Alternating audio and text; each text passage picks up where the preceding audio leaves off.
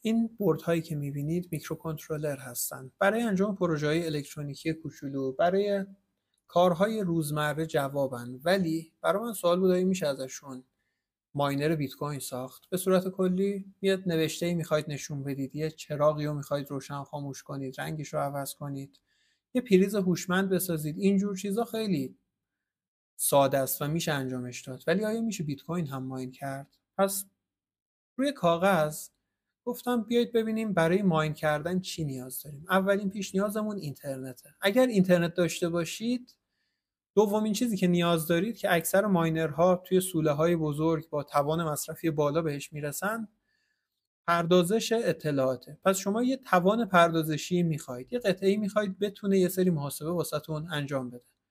خب حالا اگه این بوردها این دو تا چیزو داشته باشن، میشه به ماینر تبدیلشون کرد و چه جوری؟ بریم ببینیم. به این بوردها میگیم ESP، مشخصا نود MCU ESP. به صورت کلی تصورتون ازشون یه کامپیوتر باشه، یه PC باشه، ولی PC خیلی زیاده، نه، یه کامپیوتر کوچولو در نظر بگیرید، یه چیزی که میتونه محاسبه واسهتون انجام بده، یه ماشین حساب مهندسی در نظرش بگیرید، یه خورده شاید حتی قوی تر از ماشین حساب مهندسی. به این بوردا میگیم میکروکنترلر. و خانواده میکروکنترلرها به شدت وسیعه. من حالا اینجا چند مورد خاص رو فقط دارم نمایش میدم. اولین بوردی که داریم ESP 8266. مشخصا این بورد وای فای داره رو خودش. فرض کنید میخواید یه پریز هوشمند بسازید، کلید هوشمند بسازید، سر ساعت چراغو خاموش کنه، روشن کنه. با این بورد میشه و با گوشیتون هم کنترلش کنید. بورد بعدی که داریم ESP32. فرض کنید که میخواید یه ماشین کنترلی بسازید، چون بلوتوث داره علاوه بر وای فای شدنیه. علاوه بر این 2 برابر توان پردازشی داره. حتی میشه به این بوردها دوربین هم وصل کرد. بورد بعدیمون بورد تیتیگوه. در اصل همون 8266 که بهش یه صفحه اضافه شده و بیخودی گرونه. یعنی این تنها بورد بالای 1,000,000 تومانمون بود، ولی بقیه بوردها رو ببینید قیمتشون واقعا خوبه. یعنی با شاید 500,000 تومان، شاید کمتر میشه گرفت. و قوی ترین بوردی که موجود هست بورد ESP32 نسخه S3 هست. بوردهای S3 2 تا پورت تایپ C دارن و وقتی که بار اول روشنشون میکنید یه همچین چراغ چند رنگ شویی و واسهتون روشن میکنن. و خب توان پردازشی به مراتب بالاتری دارن از بقیه بوردها. البته به مراتبش در حد 30% با ESP32 من تفاوت دیدم توی ماینینگش. ولی بریم سراغ این که چجوری حالا این بوردها رو تبدیل کنیم به ماینر. 8266 یه خورده کار داره، به این راحتی نمیشه به ماینر تبدیلش کرد. ولی برای اینکه یه خورده بهتر بشناسیمش، من همون بورد تیتیگو رو وصل میکنم که یه آشنایی داشته باشید باهاش. ببینید بورد یه سری سوراخ داره روش. رو اون سوراخ ها میتونید پایه وصل کنید و به پایه ها میکروفون، اسپیکر، چیزهای دیگه وصل کنید. هر چیزی هم قابل وصل کردن هست. سنسور وصل کنید، مثلا با اون سنسور شرایط رو بسنجید. موتور وصل کنید، یه موتور کوچولویی بچرخه واسهتون. همه این کارا رو میشه انجام داد. یه طرف دیگه ای بورد اگر نگاه کنید یه مسیر فلزی کار شده. اون مسیر فلزی که میبینید در اصطلاح آنتن وای فای مونه. و طرف دیگه ای بورد 2 تا دکمه داریم. یه دکمه رو اگه بزنم بورد ریست میشه، یه طرف دیگه بالا اگه دکمه رو بزنم فعلا چیزی نمیشه. اگه بخواید میتونید برنامه نویسی کنید برای این بوردها و مشخص کنید مثلا من این دکمه رو زدم، فلان نوشته رو بیار، فلان تصویر رو نمایش بده، فلان صدا رو پخش کن، فلان کار رو انجام بده.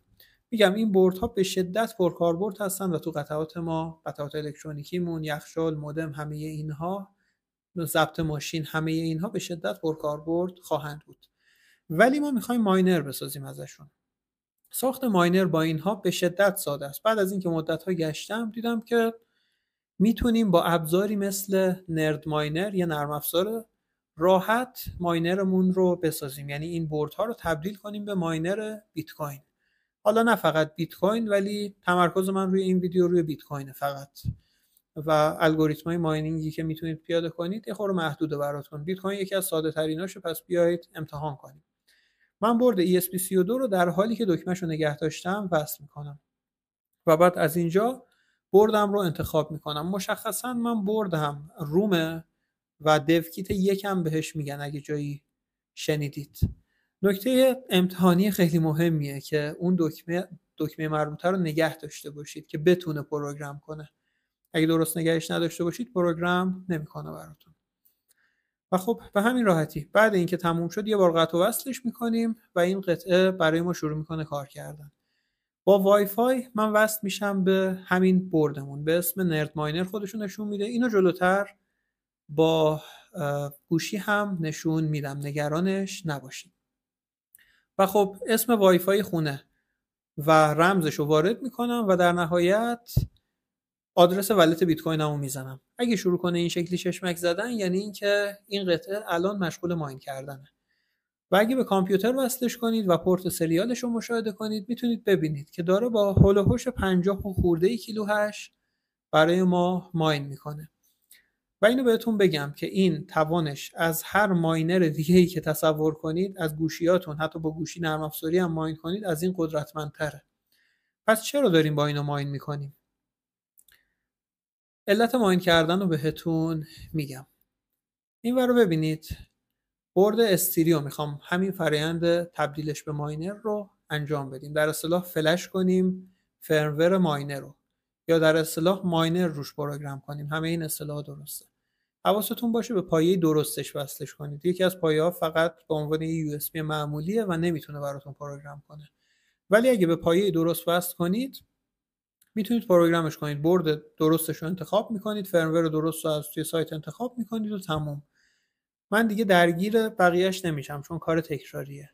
ولی بریم سراغ این که چرا اصلا با این بردها ماینر میسازن. داستان از این قراره که این بردها احتمال اینکه ماینر در اصطلاح یه بلوک بیت کوین رو پیدا کنن خیلی کمه. پس اینا ماینر حرفه‌ای نیستن. بیشتر هدف مقاصد آموزشیه و اینکه با توان کمی که اینا ماین میکنن اگه یه بلوک بیت کوین رو پیدا کنن یهو شما 3 بیت کوین بردید، یا اگه بعد هاوینگ باشه 1 خورده بیت کوین بردید که عدد بالایی باید باشه. پس افراد زیادی میان این بردها رو به این منظور استفاده میکنن. اینور من بعد از اینکه فرمور رو ریختم میام و به وای فایش وصل میشم. رمزش هم ماین یور کوینزه و در نهایت میزنم واسه تنظیم کردن وای فایم. و خب همونطوری که میبینید لیستی از همه وای فای هایی که من دارم رو نشون میده. وای فای خودم رو انتخاب میکنم، پسوردش رو میزنم، آدرس ولت بیت کوینم رو باید بهش بدم. تموم شد و رفت. ولتی که در اصطلاح باهاش پول میگیرید نرید یهو پرایوت کی بیت کوینتون رو بدید، اون غلطه. همین و تمومه. بریم سراغ اینکه 8266 رو چجوری تبدیل کنیم. برد 8266 یه خورده پیچیده تره، یعنی به این راحتی نمیتونید تبدیلش کنید به ماینر. باید لیف ماینر رو فرمورش رو پیدا کنید، لینک گیتابش رو میذارم واسهتون. بعد با پای فلشر یا با هر ابزاری که دارید فرمور رو روش پیاده کنید. نرم افزار باید دانلود کنید و یه خورده سخت‌تر است. به سادگی اینکه یه کروم باز کنید و از تو کروم مستقیم همه کار رو انجام بدید نیست. ولی خب نکته خاصی هم نداره دیگه، بردتون به همین راحتی تبدیل میشه به یه برد جذاب و دوست داشتنی که میتونید باهاش ماین کنید. دوباره میگم ماینرهایی که اینجا داریم میسازیم در اصطلاح لاکی ماینرن. یعنی شما اگر خوش شانس باشید میتونید خیلی برنده بشید، ولی شاید این اتفاقی باشه که در طی زندگی شما حتی پیش نیاد. همچنان اگر نگاه یه قمارباز رو ببینیم، داشتن یه شانس، یه حداقل شانسی وجود داشته باشه از شانس نداشتن بهتره. حالا من میام سراغ پابلیک پول، استخر ماینینگی که به صورت پیش‌فرض داره ازش استفاده میکنه. البته من خودم اینجا اومدم و استخر رو روی سرور شخصی خودم آوردم بالا. میتونید ببینید که با چه توانی در حال ماین کردن هستیم و هر کدوم از قطعات با چه توانی دارن کار میکنن. هم 8266 ها تو مداره، هم خود ESP32 ها. و اگه بیایم پایین تر میتونید ببینید که توی این ساختار چند تا دیوایس به صورت فعال در حال کار کردن هستن. به همین راحتی. امیدوارم ویدیو براتون جالب بوده باشه و امیدوارم ساخت یه ماینر بیت کوین رو دیده باشید. اگر خواستید میتونیم تو ویدیوهای بعدی عمیق‌تر هم بشید. تو کامنت ها نظرتون رو بگید. اگرم دوست داشته باشید میتونیم بریم سراغ ساخت قطعات دیگه مثل ماشین کنترلی با همین بورد هامون.